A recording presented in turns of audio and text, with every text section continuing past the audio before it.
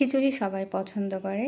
আমি আজকে তৈরি করে দেখাবো সবজি খিচুড়ি। আর এই খিচুড়িটা খেতে খুব মজা, সেই সাথে ঝটপট তৈরি করে নেওয়া যাবে।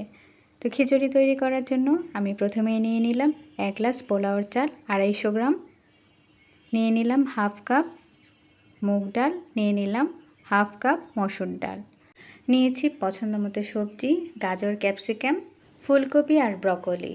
তো প্রথমে চুলায় একটা কড়াই গরম করে নিয়ে দিয়ে দিলাম পরিমাণ মতো তেল, আর দিয়ে দিলাম 4টা পেঁয়াজ কুচি করে কেটে।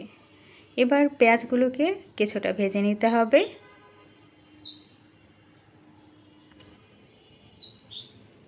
এবার ধুয়ে রাখা চাল ডাল দিয়ে কিছুটা ভেজে নিব, মিনিট 2-1 মতো।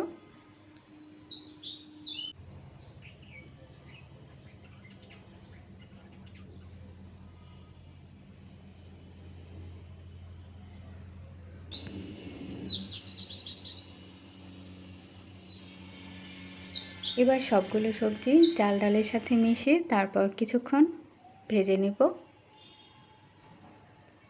এখন দিয়ে দিচ্ছি 1 চা চামচ আদা রসুন বাটা। তো আদা আর রসুনের কাঁচা গন্ধটা দূর করার জন্য 2-3 মিনিটের মতো একসাথে ভেজে নেব।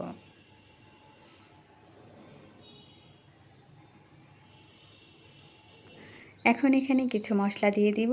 দিচ্ছি দারুচিনি, এলাচ, জয়ত্রী, দিচ্ছি পিপুল, গোলমরিচ, লবঙ্গ।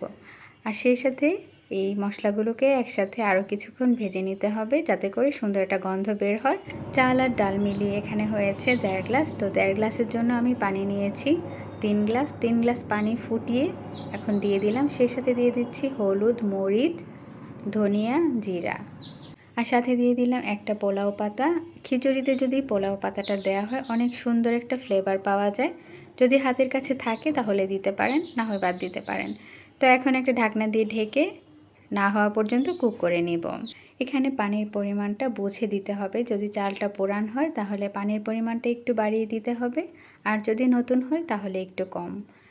আমি সেই পরিমাণ মতোই কিন্তু এখানে পানিটা অ্যাড করেছি। খিচুড়ি রান্না করা হয়ে গেছে। এবার সুন্দর একটা ফ্লেভারের জন্য দিয়ে দিচ্ছি 1 চা চামচ ঘি, আর সেই সাথে কিছু আস্ত কাঁচামরিচ।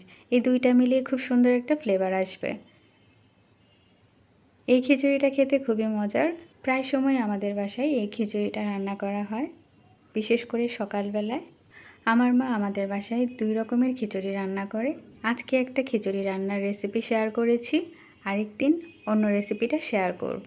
ততক্ষণ পর্যন্ত সবাই ভালো থাকুন, সুস্থ থাকুন। আর আমার ভিডিও যদি ভালো লাগে তাহলে আমার চ্যানেলটাকে সাবস্ক্রাইব করার অনুরোধ রইল। তো সবাই ভালো থাকবেন। আল্লাহ হাফেজ।